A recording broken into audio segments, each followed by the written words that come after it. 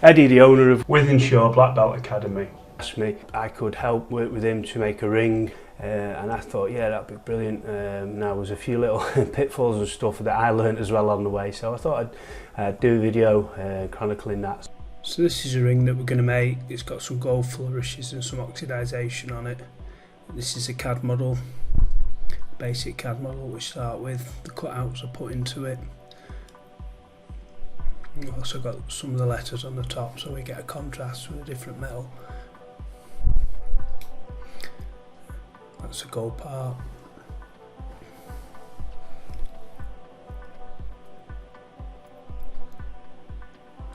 And some biohazard symbols that are going to go onto the side. Showing off my CAD talent here. There we go, managed to get it in line. I had to edit that so it looked quick. So these are bits that I've added, the spiky bits and the bits that stick out, they're to do with the milling process, so I can line the ring up so I can cut it in different planes, because it'll be switched over like that, and then we'll mill round the outside of it, then we'll mill. This is a tool pathing process, and basically you have to tell the tool where to move over the top of the model. Now, each of those lines are very, very fine, 20 microns apart, and to give you some idea, a human hair is 40 microns. I think the human eye can only see down to about 40 microns as well, so it's very, very fine, but that gives us a really nice definition, so everything looks lovely and smooth.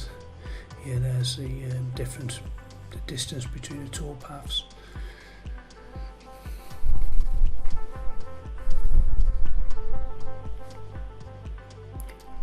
So this is the actual milling machine cutting out. This is a big cutter doing what you call a roughing pass, because the tool's so fine.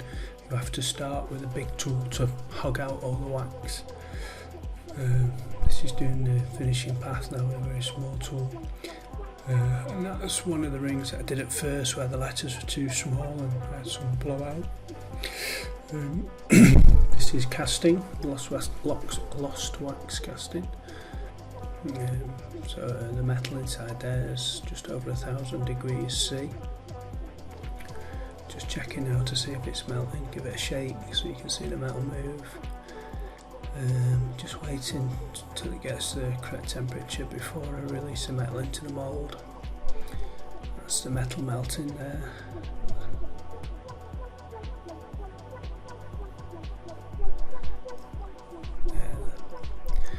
Now this is one of the pendants that I also was making.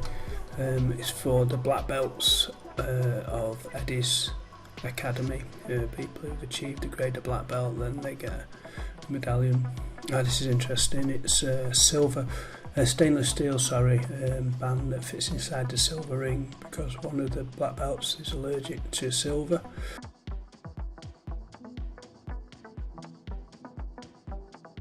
This is making moulds so I can do duplicates of the pendants. So this is a rubber that's put in a vulcanizing machine, so I can make copies out of wax to make the mould. So the rubber comes in strips. It's quite soft and pliable, so you push it in and you can mould it around the shape. It's a vulcanizing machine. It's basically a heated press.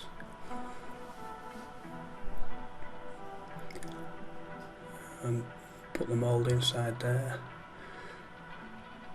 tighten that down, and then we leave that for about, with that frame, about 50 minutes, something like that. You can see there the excess rubber's coming out of the mould, so that's a good sign. Once the mould's made, we get a knife and a scalpel, and we're cutting locks there like ziggity zags, so everything fits back together as a good key. And very carefully cutting around the model. The secret's not to touch the model because it blunts the knife.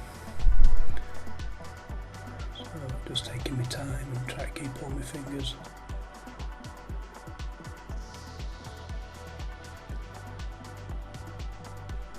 It's like it's like the consistency of a car tyre. When it's warm though, it's a little bit softer and easier to do, but the trouble with that is it burns your hands.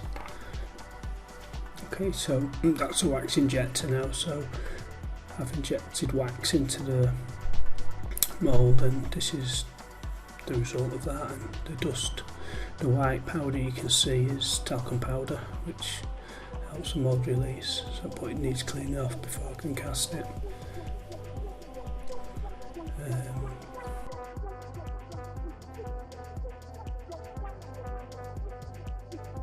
But just cleaning that up. There's some of the rings that we've done.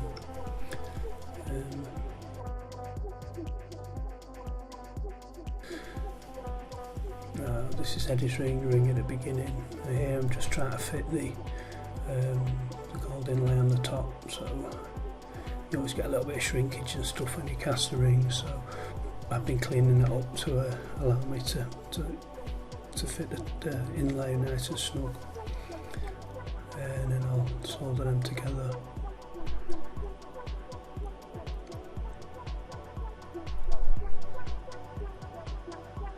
So we're getting there, it's fitting okay.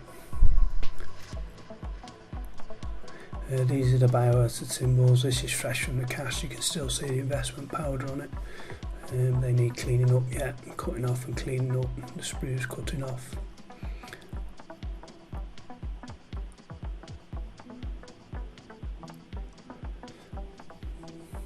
Okay, so this a bit further on, everything's been cleaned up. I'm just painting some flux onto the ring to allow me to solder it. Now it's quite a tricky operation because you're soldering a thicker part to a thinner part, using quite a lot of heat, so basically you try and aim the heat underneath the ring. That's solder, they're called pallions, and you cut that from a strip, you don't need too much. So place that in, and then we begin to heat up the ring to melt the solder between.